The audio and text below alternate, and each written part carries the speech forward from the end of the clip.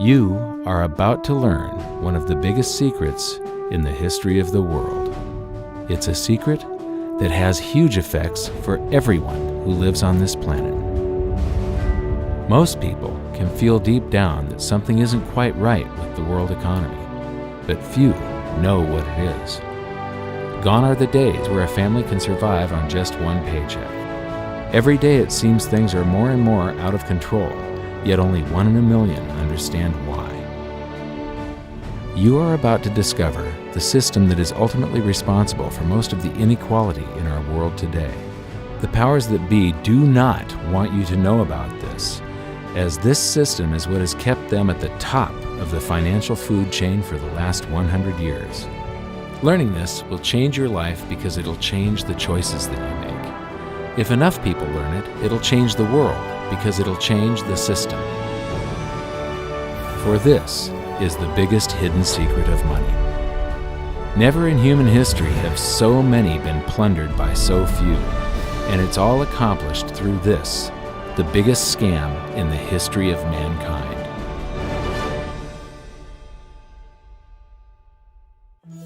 They say that money doesn't grow on trees, but the truth is that the modern banking system creates currency far faster than trees can grow. Most people don't have a clue how currency is created. Economists and bankers make it sound so complex that people think they can't understand it. But I'm going to strip our monetary system down to its essence so that you can see the scam behind the curtain and just how it affects you. Every modern society creates currency in pretty much the same way. But since the US dollar is the majority of the world's currency, I'm going to use the United States as our example. It all starts when some politician says, "Vote for me and I'll make sure the government provides you more free stuff than my opponent will." But there's no such thing as a free lunch. So to provide that supposedly free stuff, the politicians vote for the country to spend more than its income. This is called deficit spending.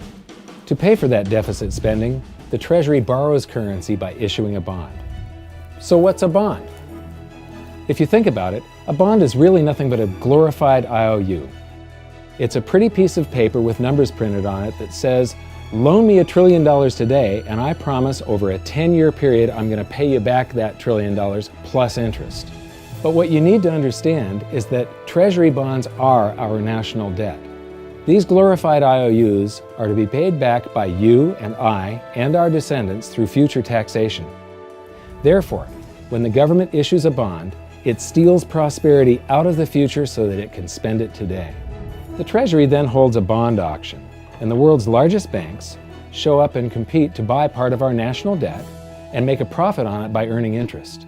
You'll notice that as we move through this process, the big banks are there, taking a cut every step of the way.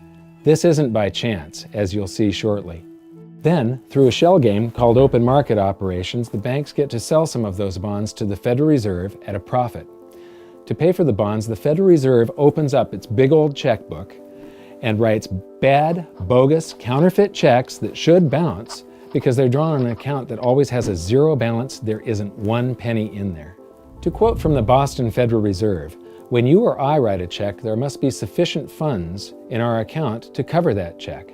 But when the Federal Reserve writes a check, there is no bank deposit on which that check is drawn. When the Federal Reserve writes a check, it is creating money." The Fed then hands those checks to the banks, and at this point, currency springs into existence. The banks then take that currency and buy more bonds at the next Treasury auction. But what is a check? A check is also an IOU. When you write a check, you're making a note that says, "Here's my IOU for cash. All you have to do is go to the bank and pick it up." Now, it's very, very important that you understand this process because we're going to come back later and show you the devastating effect this has on you. The Treasury issues IOUs, bonds. The banks then buy those IOUs with currency. The Federal Reserve then writes IOUs, checks, and hands them to the banks in exchange for the Treasury's IOUs, the bonds. And currency is created. So what's really happening is the Federal Reserve and the Treasury are just swapping IOUs, using the banks as middlemen, and abracadabra, presto, currency magically springs into existence. This process repeats and repeats over and over again, enriching the banks and indebting the public by raising the national debt. The end result is that there's a buildup of bonds at the Federal Reserve, and currency at the Treasury. This process is also where all paper currency comes from. The Federal Reserve and the government mistakenly call it base money because they didn't watch episode 1 of this series and they don't know the difference between money and currency. But I will correctly refer to it as base currency because it is not money. It is currency, and as we've learned, there is a big difference. Money has to be a store of value and maintain its purchasing power over long periods of time. We learned in episode 1 that earlier in our history, our paper currency was just a claim check. It was a representation for real money of intrinsic value, the gold and silver that was held on deposit at the Treasury. You could walk into any bank and slap your currency, like say a $20 bill, on the counter and redeem it for real money, a $20 gold piece. But now, this base currency that's piling up back here is really nothing but a receipt or a claim check on an IOU, that bond. So it's really nothing but a supply of numbers. The Treasury then deposits the newly created currency into the various branches of the government, and the politicians say, "Hey, thanks for that." And the government does some deficit spending on public works, social programs, and war. The government employees, contractors, and soldiers then deposit their pay in the banks. Now, this may come as a shock to you, but when you deposit your currency with the bank, you're not actually depositing it into an account to be safely held in trust for you. Instead, you're actually loaning the bank your currency, and within certain legal limits, they can do with it pretty much anything they please. This includes gambling in the stock market and loaning it out, at a profit, of course. Now this is where the machine of currency creation really gets cranking, because this is where something called fractional reserve lending comes into play. Fractional reserve lending is exactly what it says. The banks are allowed to reserve only a fraction of your deposit and loan the rest out. Although reserve ratios may vary, I'm going to use a 10% reserve ratio as our example. If you deposit $100 in your account, the bank can legally take $90 of it and loan it out without telling you. The bank must hold $10 of your deposit in reserve just in case you want some of it. These reserves are called vault cash. But why does your bank account still say you have $100 if the bank has stolen $90 of it? Because the bank left IOUs it created, called bank credit, in its place. Now I know this sounds crazy, but here it is in black and white from the Fed. Commercial banks create checkbook money when they grant a loan simply by adding new deposit dollars in accounts on their books in exchange for a borrower's IOU. These are nothing but numbers that the banks type into their computers. And even though these bank credit IOU numbers are very different from base currency numbers, because they only exist in computers, they are still currency. So now there is $190 in existence. Now, the reason people take out loans from the banks is to buy something. They're going to buy a house or a car or something like that. So the borrower takes the $90 that the bank loaned to him from your account, and he pays the seller of the item. But then the seller deposits that currency into his account, and his bank loans out 90% of that and leaves bank credit numbers in its place. So now there's $271 in existence. This process repeats and repeats until under a 10% reserve ratio, an initial deposit of just $100 can create up to $1,000 of bank credit, all backed by $100 of vault cash, just 10%. But as I said, reserve ratios vary wildly. On some deposits, it's 10%, on others, it's 3%, and on some forms of deposits, reserve requirements are 0. The result is that the expansion of the currency supply by the banks is far greater than even this example would lead you to believe. So once again, when currency is deposited in the banks get to lend it out, and then it gets redeposited and relent, redeposited and relent, redeposited and relent over and over again, creating bank credit all the way. This is where the vast majority of our currency supply comes from. In fact, 92 to 96% of all currency in existence is created not by the government, but here in the banking system. Now, massive amounts of currency spewing into society may at first sound like a fun idea. That is, until you remember one of the most important hidden secrets of money from episode 1, that the prices of everyday goods and services act as a sponge on an expanding currency supply. The more currency we have, the more prices rise. This is where inflation comes from. The true definition of inflation is an expansion of the currency supply.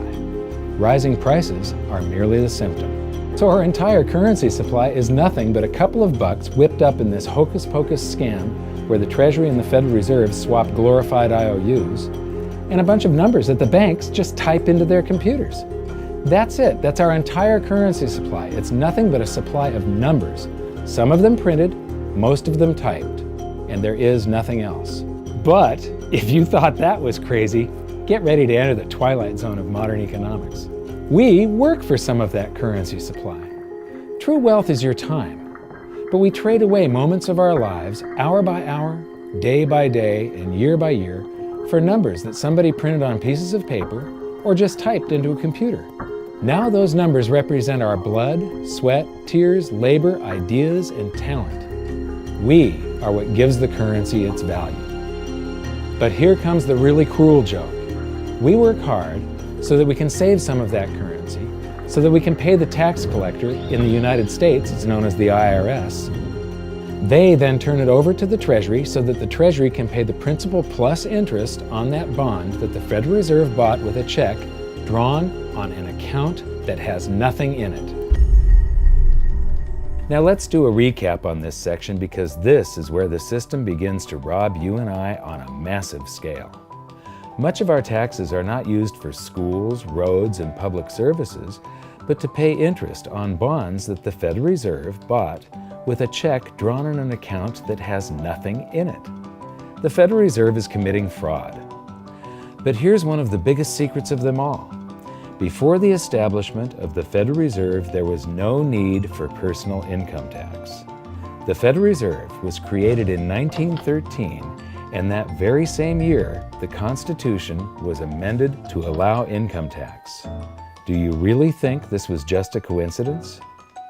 Ask yourself how much income tax you've paid over your lifetime. Much of it has been silently siphoned away into the hands of those who own the system. Yes, this system has owners. Who they are is an even bigger secret that we'll get to shortly. But first, we need to understand the mumbo-jumbo of the so-called debt ceiling. It's all based on a huge paradox. There was interest due on that bond, and there was interest due on every one of those loans that the banks made. That means that there is interest due on every dollar in existence. Let me ask you something. If you borrow the very first dollar into existence, and that's the only dollar that exists on the planet, but you promise to pay it back plus another dollar's worth of interest, where do you get the second dollar to pay the interest? The answer is that you have to borrow that one into existence and promise to pay it back with interest as well. So now there are $2 in existence, but you owe $4, and so on and so on. The result is there's never enough currency to pay the debt. There is always more debt in the system than there is currency in existence to pay the debt. Therefore, the whole system is impossible. It is finite. It will come to an end one day. What would happen if the government stopped borrowing to do deficit spending? Are the payments on those treasury bonds going to stop? What would happen if the public stopped borrowing and going deeper into debt? Are your house and car payments going to stop? No. There is a payment due every month on the principal plus the interest on every dollar in existence, and those payments do not stop. If we stop borrowing, then no new currency is created to replace the currency that we used to make those payments. Whether you're making a payment on a loan or paying tax to make a payment on a bond, the portion of the payment that goes to pay off the principal extinguishes that portion of the debt. But the debt also extinguishes the currency. Currency and debt are like matter and antimatter. When they meet, they annihilate each other. If we just pay off the principal only on all the loans and bonds that exist, the entire currency supply just vanishes. So if we don't go deeper into debt every year, look what happens. The whole thing goes into a deflationary collapse under the weight of those payments. Politicians and pundits alike talk about balancing the budget, paying down the debt, and living within our means. They don't understand that that is deflationary. It is impossible to do under our current monetary system without collapsing the whole economy. This is why any talk of a debt ceiling is not only ridiculous, It's delusional. The system is designed to require ever-increasing levels of debt just to continue. And that's why politicians will always kick the can down the road and raise this so-called debt ceiling over and over again until the whole system finally collapses under its own weight. In other words, they don't want it to collapse on their watch. The Founding Fathers of the United States knew the dangers of central banking and fought to free themselves from this very thing. The Revolutionary War started out as a tax revolt, but now we must pay tax just to have a monetary system. Having just suffered through the hyperinflation of the continental dollar, which was printed into oblivion to finance the Revolutionary War, they understood the dangers of fiat currency and debt-based monetary systems. So to protect future generations from institutional theft and out-of-control government, they wrote into the Constitution that only gold and silver can be money for the simple fact that you can't print them. Our current system is not only unconstitutional, but it robs us of the liberty and prosperity our forefathers fought and died for. We are all feeling the effects of ignoring the Constitution right now. By forcing more currency into circulation, our purchasing power is diluted. Inflation is a slow and insidious stealth tax that is simply the result of this debt-based monetary system. This system empowers and benefits those who create the currency and receive it first, as they get to spend it into circulation before it has an effect on the economy. They're stealing purchasing power from you and transferring it to the banks and the government every hour of every day because of this false monetary system. And it's not like the people at the top don't know this. To quote the Federal Reserve, the decrease in purchasing power incurred by the holders of money due to inflation imparts gains to the issuers of money. This is a fraud. It is a pyramid scheme, it is a Ponzi scheme, it's a scam, and it's a lie. Our entire monetary system is nothing but a form of legalized theft. But here's the biggest con job of them all. The Federal Reserve is not federal, it has stockholders. There is no federal agency that has stockholders. What's a stockholder? A share of stock represents a percentage of ownership in a corporation. So the stockholders are the owners of that corporation. Therefore, the Federal Reserve is a private corporation with owners. And you can see it for yourself if you go to the Federal Reserve's website, and it will say, the stockholders receive an annual dividend of 6%. Now we know that the stock in the Federal Reserve was originally issued to the largest banks in the United States. But because of mergers and acquisitions through the years, you can't actually trace who owns the stock in the Federal Reserve. That's a very closely guarded secret. My guess would be that the owners are those primary dealers, the banks that get to make a profit by selling part of our national debt, those bonds, to the Federal Reserve, who buys them with a check from nothing. Then we pay tax to pay the principal and the interest on those bonds so that the Federal Reserve can pay the banks a 6% dividend.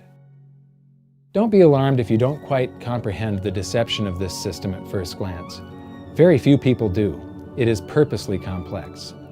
The economist John Maynard Keynes once wrote, "By this means, government may secretly and unobserved confiscate the wealth of the people, and not one man in a million will detect the theft." I believe that presented correctly, anyone can understand this system, regardless of how complex it is. So let's do a recap and break it down even more. The way the system works is that, step 1, the government creates glorified IOUs. These bonds increase our national debt and put the public on the hook to pay it back. Step 2, IOUs are swapped to create currency. The Treasury sells the bonds to the banks. The banks then turn around and sell our national debt at a profit to the Federal Reserve, which they probably own. The Federal Reserve then opens its checkbook that doesn't have a penny in it and buys those IOUs with IOUs that it writes, checks, on a checking account that has a zero balance. Then they give those checks to the banks and currency just springs into existence, and then the whole process repeats. This results in a buildup of bonds at the Federal Reserve and currency at the Treasury, which is really just a supply of numbers. The Treasury then deposits the numbers in the various branches of the government, and we get to step 3. The government spends the numbers on promises, public works, social programs, and war. Then the government employees, contractors, and soldiers deposit their pay into the banks. And we get to step 4, where the banks multiply the numbers by magically inventing more IOUs through fractional reserve lending, where they steal a portion of everyone's deposit and lend it out. That currency gets redeposited, and then a portion is stolen again. And the process repeats over and over, magnifying the currency supply exponentially. Then we work for some of those numbers, which brings us to step 5, where our numbers are taxed.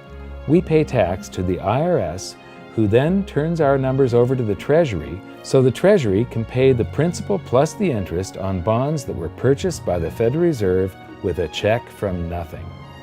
Then we get to step 6, the debt ceiling delusion. The system is designed to require ever-increasing levels of debt and will eventually collapse under its own weight because politicians always kick the can down the road. They don't want it to collapse on their watch. And finally, step 7, the secret owners take their cut. The world's largest banks own the Federal Reserve. Those banks make a profit selling our national debt to the Fed. They make a profit when the Fed pays them interest on the reserves held at the Fed, and the Fed pays them a 6% dividend on their ownership of the Fed. This system is fundamentally evil. It funnels wealth from the working population to the government and the banking sector. It is the cause of the artificial booms and busts of modern economies, and it causes great disparity of wealth between the rich and the working class. And it is only possible because we no longer use real money, we use currency. But worst of all, it is a form of enslavement. Bond is the root word of bondage. Whenever a government issues a bond, it is a promise to make us pay tax in the future. Nobody asked you if you wanted to pay tax today for the prosperity we all enjoyed in the last century. Nobody is asking our children if they want to work hard in the future to pay for the prosperity we're enjoying now. George Washington once wrote to James Madison, "No generation has the right to contract debts greater than can be paid off during the course of its own existence." By stealing prosperity from tomorrow so we can spend it today, we enslave ourselves and future generations. Now this all sounds pretty bad, but there is great hope, for you are the greatest threat to this false monetary system. This system relies on the public being ignorant of its workings. Please share this knowledge with everyone you know, because an informed public that fully understands the system can build a better future for generations to come. And now I leave you with this quote, widely attributed to a former director of the Bank of England. The modern banking system manufactures money out of nothing. The process is perhaps the most astounding piece of sleight of hand that was ever invented. Banking was conceived in inequity and born in sin. Bankers own the earth. Take it away from them, but leave them the power to create money and control credit, and with the flick of a pen, they will create enough money to buy it back again. But if you want to continue as the slaves of bankers and pay the cost of your own slavery, let them continue to create money and to control credit.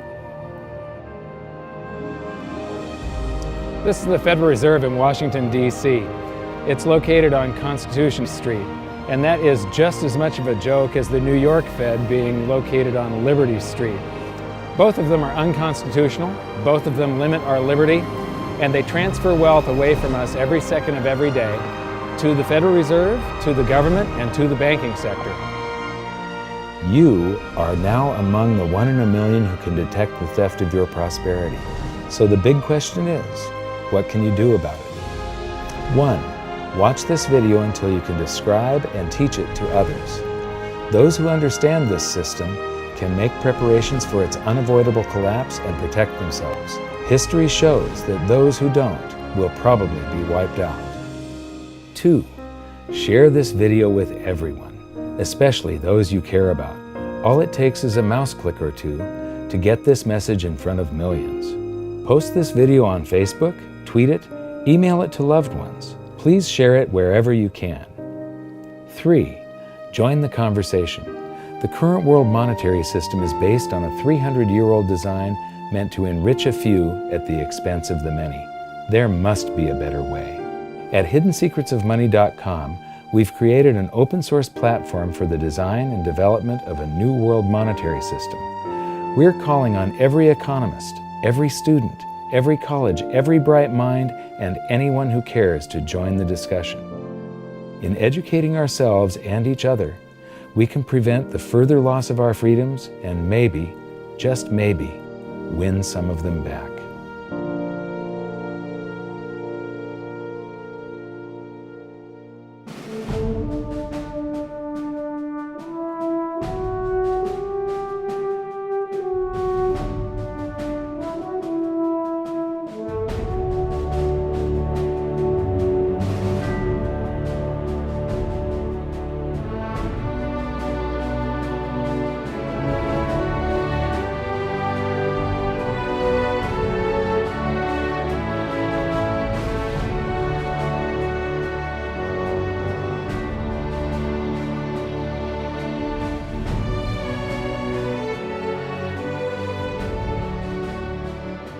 I think your episode 4 is very beneficial, very helpful. It's going to introduce these ideas to a lot of people, and like I've just been talking about, we have to change people's mind, and the more they understand it, the better.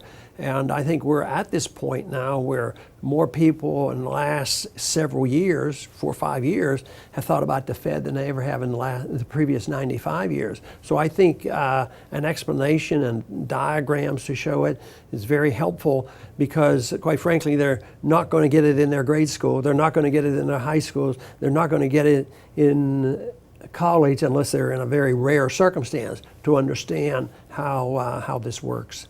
You know, for years before I got involved in really studying gold and some of the things I write and talk about today, I was a monetary economist for decades. You know, in your video, you talk about the primary dealers. I was chief counsel and chief credit officer, one of the largest primary dealers for 10 years. So I had an inside seat on the Treasury market and have the privilege of working with several former vice chairman of the Board of Governors, Manley Johnson and David Mullins, going back to the 80s and 90s. So I'm very immersed in what you were talking about. And I thought it was extremely accurate, extremely clear. I didn't think you were stretching on any points. It was really like something out of a PhD course, except that it was very easy to understand. I think it's accessible. I think we're seeing a little bit of a revolution in communications in the following sense. You know, as you point out, the Fed was created in 1913. Well, in 1913, there was no web, there was no YouTube, no Twitter. There was really no one to kind of stand up and oppose the Fed or call them out, if you will, or really get into a discussion that everyday Americans could follow. That's not true now with social media and everything else. You can reach out to millions and tens of millions of people and tell them what's going on. I think you've done that. You've done it successfully. I applaud it. I think this is a great video. I look forward to seeing it again. I know millions of people will enjoy it. Well, as we know, the Federal Reserve believes it can create money out of thin air, not realize money is supposed to represent real products and services. And what people don't realize is when the Fed does that, in effect, as Keynes pointed out, it's a form of taxation. It's a form of confiscation. And because people don't see it, the politicos get away with it, but it also undermines social trust. It just is corrosive throughout society. We're going to have a lot of turmoil in the coming years, but it's going to be the kind of turmoil that leads to positive things. So don't despair. Get out there and fight, because the tide is going to turn. This is going to be the status last stand. Thank you. This episode of Mike Moloney's Hidden Secrets of Money was brought to you by GoldSilver.com and the new Silver Pegasus Round. To learn how to protect your family and turn the coming economic storms into opportunity, visit GoldSilver.com.